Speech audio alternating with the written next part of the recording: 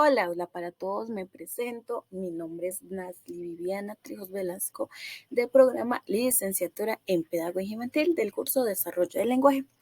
A continuación, pues en el presente trabajo vamos a hablar un poco sobre el lenguaje y el habla, la diferencia que tiene y sus características. También en un momento vamos a hablar sobre los trastornos que tiene y cómo podemos identificarlos. Y por último, vamos también a dar un ejemplo sobre las comunicaciones que tiene. Bueno, a continuación voy a hablar un poco sobre la diferencia entre el lenguaje y el habla, que es lo siguiente.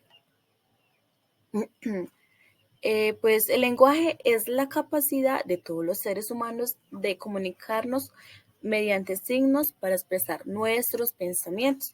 O sea, lo que hace apto a un individuo para expresarse, capacidad para expresar pensamientos e ideas a través del uso de signos verbales, escritos y gestuales. Como nos dice aquí en la presentación, pues el lenguaje no es una herramienta que se adquiere, es una capacidad connatural a la evolución física y fisiológica de los seres humanos, surgida de la manera como sus órganos y procesos articulatorios y mentales se adaptaron a una serie de funciones que inicialmente se realizaban, pero poco a poco se hicieron posibles. Nos dicen la autora Pinzón y Sandra, 2005, página 12. Bueno, y finalmente del habla es la manifestación oral del lenguaje. El habla además tiene que ver con factores sociales, económicos, regionales y situacionales, contextuales, comunicativos, internacionales, o sea, que inciden en las prácticas que realizan los sujetos en su cotidianidad. A continuación, vamos a hablar sobre los trastornos del lenguaje y el habla. Como ustedes pueden observar en la imagen, hay diferentes trastornos. A ver, entonces, un trastorno del habla es una afección en la cual una persona tiene problemas para crear o formar los sonidos del habla necesarios para comunicarse con otros. Esto puede hacer que el habla del niño sea difícil de comprender.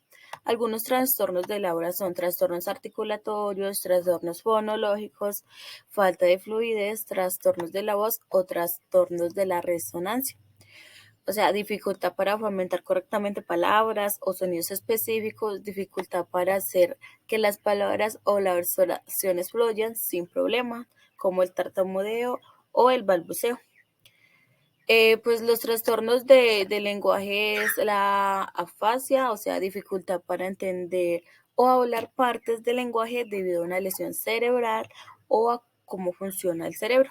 También está el trastorno de pensamiento auditivo, dificultad para entender el significado de los sonidos que el oído envía al cerebro.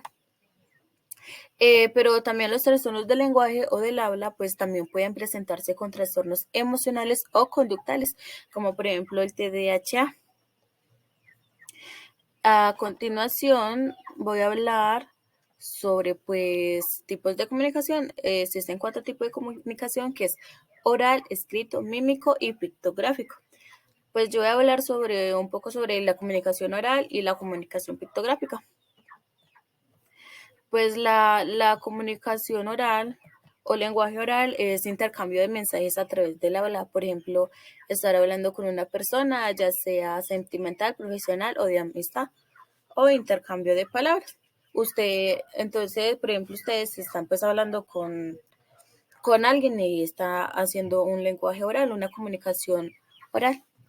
También está pues el lenguaje pictórico, que es el lenguaje que se expresa por medio de dibujos, señalizaciones, iconos. Por ejemplo, cuando pues viajamos o ustedes viajan en las carreteras, se ven los iconos de peligro, pues que eso a veces sale una calavera, o cuidado con las curvas o las piedras, que hay deslizamiento. Y también como tener mucho cuidado pues de no manejar tan rápido, porque pues obviamente va a haber algún accidente. O cuando hay también carteles donde dice cuidado con los animales que pasan, ya sean las zarigüeyas, perdón, los guepards. Eso es todo. Muchas gracias por su atención.